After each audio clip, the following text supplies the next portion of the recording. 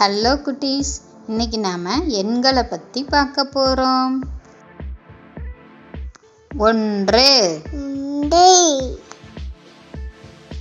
3 4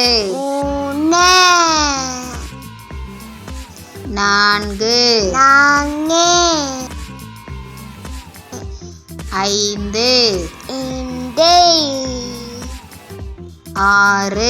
6 7